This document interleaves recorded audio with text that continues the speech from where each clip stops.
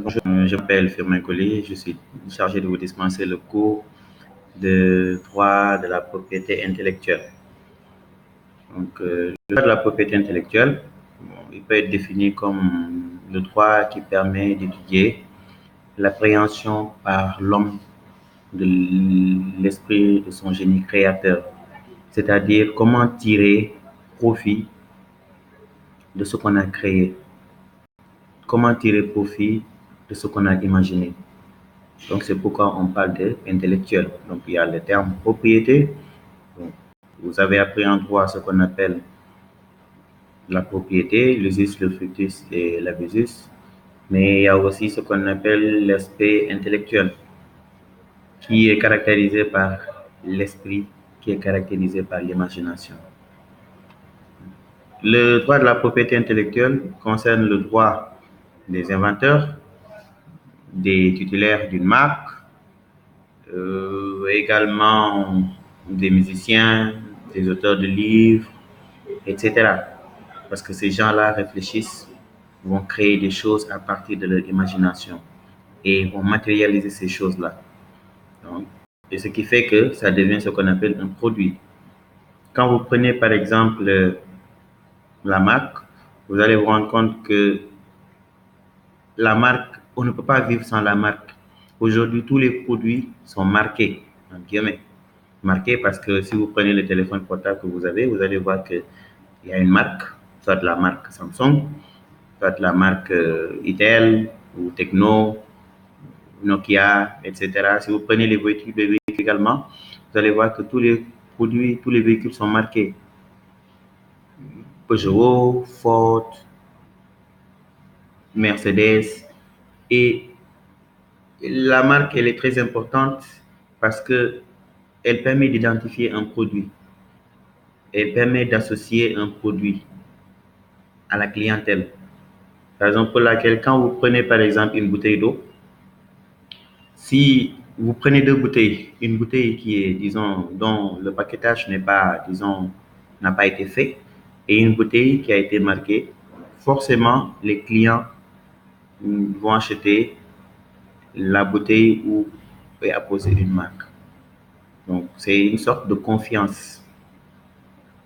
Ce qui fait que elle devient ce qu'on appelle nécessaire. Et la propriété intellectuelle, c'est pas seulement la marque, il y en a aussi ce qu'on appelle le droit d'auteur, j'en ai parlé tout à l'heure.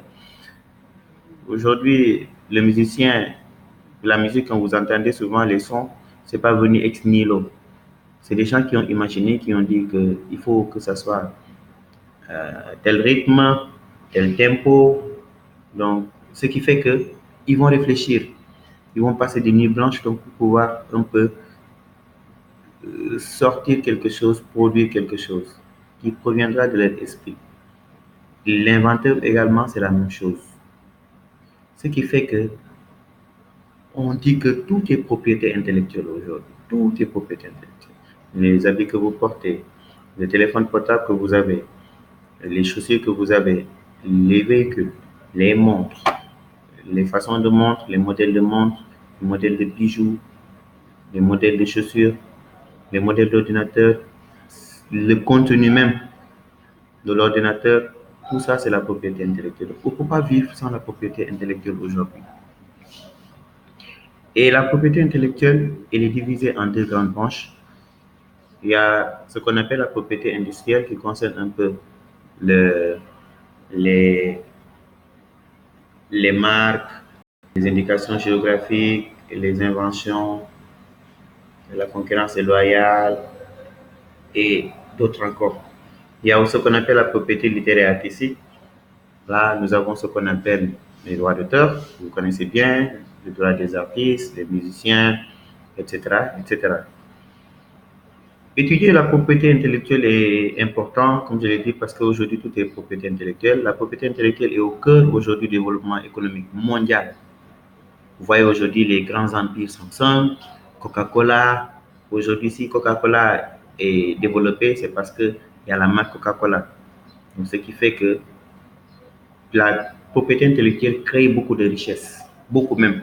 Aujourd'hui, les voitures que vous voyez aujourd'hui, c'est des inventions. Les téléphones portables que vous voyez, c'est des inventions. Les modèles de voitures aussi, le design, tout cela, c'est la propriété intellectuelle. Et c'est protégé. Oui, protégé. Personne n'a le droit, par exemple, pour une voiture, par exemple, le design, par exemple, de Peugeot, aucune entreprise qui fait, disons, qui fabrique des voitures n'a le droit d'utiliser le même design parce que le design a été déjà protégé. C'est ça la même chose également pour les téléphones portables. Si vous faites un peu donc disons, la comparaison entre les téléphones portables Samsung et les autres téléphones, vous allez voir que c'est pas la même chose. Le design de Samsung, il est unique, il est particulier. Et si vous prenez même les différentes séries, vous allez voir que c'est la même chose. Et vous ne verrez pas le même design concernant les autres téléphones portables parce que c'est protégé. Ce qui fait que c'est tout est propriété intellectuelle. La propriété intellectuelle subit aussi un régime, lequel est international et aussi sous-régional. Et le régime un peu international concerne un peu les différentes conventions que vous allez voir, que vous allez visiter, un peu la convention de Paris qui concerne la propriété industrielle. Et beaucoup d'États sont réunis parmi ces États-là, les États africains, qui sont réunis pour pouvoir discuter de la propriété industrielle. Parce que, vous savez, avec la mondialisation, il y a, disons, la traversée des frontières. Vous allez voir un Français qui va venir s'implanter au Sénégal. Est-ce que ce Français-là doit avoir les avantages que un Sénégalais, etc. Donc, c'est ce que ces conventions-là vont essayer donc d'édicter. Il y a aussi la convention disons, de Berne qui concerne le droit d'auteur. Il y a l'accord atypique aussi qui concerne les deux aspects, propriété industrielle et propriété euh, euh, littéraire et artistique. Et enfin, il y a ce qu'on appelle l'accord de Bangui, qui est vraiment notre texte de base. L'accord de Bangui, c'est l'OAPI, l'Organisation africaine de la propriété intellectuelle, qui regroupe aujourd'hui 17 États membres. Et parmi ces États-là, le Sénégal en fait partie. Le siège se trouve à l'OAPI. Et l'OAPI, c'est comme un peu l'OADA. L'OADA accueille ce qu'on appelle des actes uniformes, des actes qui vont s'appliquer dans tous les États membres de l'OADA. C'est la même chose également pour l'accord de Bangui, qui va s'appliquer également dans tous les États membres de l'OAPI, parmi lesquels le Sénégal, la Côte d'Ivoire, la Mauritanie, etc. Grosso modo, c'est ce qu'il fallait un peu dire concernant la propriété intellectuelle.